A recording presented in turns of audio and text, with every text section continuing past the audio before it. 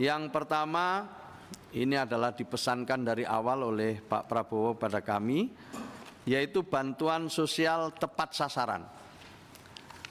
Pemadanan data tunggal terpadu yang ini mengantisipasi dinamika verifikasi dan validasi yang di lapangan cukup dinamis.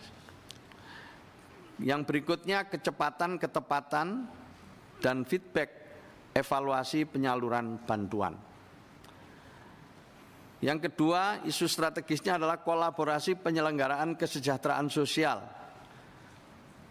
mengintegrasikan gerakan intervensi bersama antar kementerian, lembaga, dan pemerintah daerah, pelibatan swasta dan filantropi dalam hal ini seperti Basnas dan lain sebagainya, alokasi DAK dan dana dekon untuk pemerintah daerah.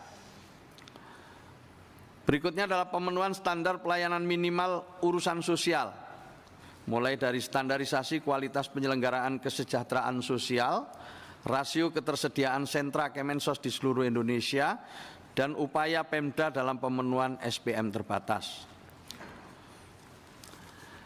Perlindungan yang dimaksud merupakan pendekatan holistik yang menjamin kesejahteraan setiap individu dari lahir hingga meninggal.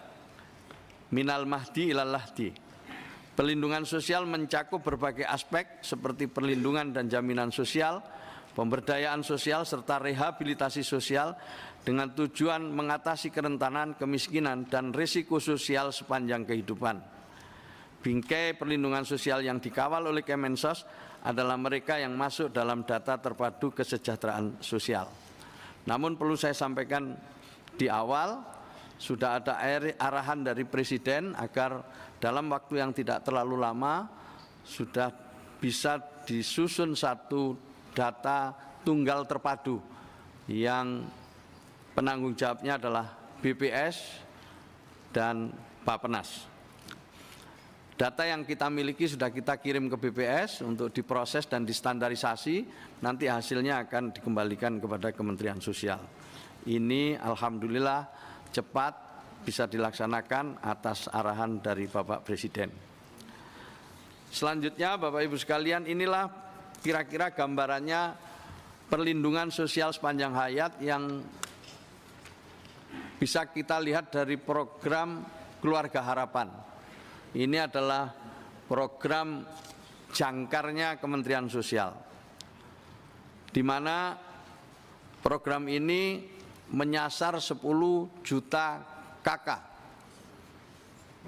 10 juta KK dengan tidak kurang dari 34.000 pendamping seluruh Indonesia.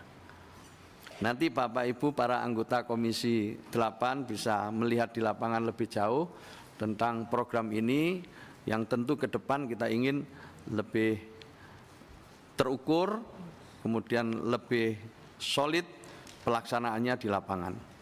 Tapi ini untuk gambaran awal dulu Bapak Ibu sekalian. Jadi di dalam program PKH itu ada beberapa poin penting yang diberi bantuan sebagai bagian dari perlindungan dan jaminan sosial, yaitu ibu hamil 750.000 per 3 bulan, itu artinya 3 juta. Kalau kemudian dia punya bayi usianya 0 sampai 11 bulan, untuk kepentingan ASI eksklusif, vitamin, pemeriksaan kesehatan, maka dia nanti juga mendapatkan Rp750.000 per 3 bulan, jadi 3 juta setahun. Untuk keperluan anak usia dini juga mulai dari penimbangan, pengukuran vitamin, pemeriksaan kesehatan. Sementara untuk pendidikan itu juga ada di situ, nilainya adalah untuk SD 225 per 3 bulan, SMP 375 per 3 bulan, anak SMA Rp500.000 per 3 bulan. Lalu juga ada kondisi sosial, jika ada keluarga yang disabilitas berat dalam keluarga, itu mendapatkan Rp600.000 per 3 bulan. Lansia dalam keluarga Rp600.000 per 3 bulan. Untuk keperluan pemeriksaan kesehatan dan lain sebagainya. Ini gambaran program utama dari Kementerian Sosial. Bapak Ibu sekalian, ini yang ingin saya laporkan sebagai bagian dari pelaksanaan program di Kementerian Sosial.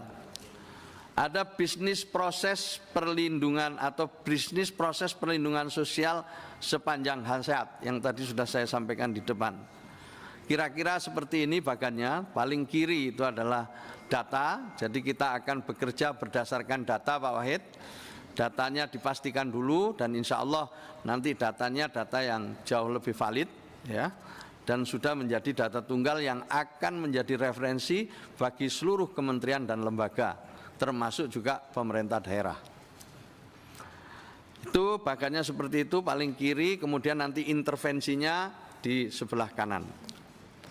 Kemudian difabel, mereka yang menyandang disabilitas, lansia terlantar, mereka yang lanjut usia yang terlantar. Jadi ini ada program memberikan permakanan pagi dan siang untuk 100.000 lansia terlantar yang usianya di atas 75 tahun. Dilayani oleh kelompok masyarakat yang menurut saya pada saatnya para anggota Komisi 8 bisa melihat secara langsung di lapangan. Realisasi anggaran tahun 2024, Pagu 76 triliun sekian, realisasi 59 triliun sekian, 74,95%. Sebagian besar ini adalah untuk bansos pada triwulan keempat. Jadi insya Allah sebentar lagi sudah mendekati 100%, insya Allah 90% naiklah. Bentar lagi, karena ini semuanya sifatnya cash transfer. Jadi bantuan ke keluarga baik itu program PKH maupun bansos itu langsung ke rekening atau diantar lewat PT Pos. Inilah realisasi bansos kita, program sembako 45,1 triliun untuk 18,8 juta KPM. Keluarga penerima manfaat, realisasinya 33,6 triliun yang sudah dicairkan. Program PKH itu 28,7 triliun pagunya untuk 10 juta KPM, realisasinya 21,1 triliun. Nah sebentar lagi insya Allah ini ya, dalam bulan ini mungkin penyerapannya sudah di atas 90%.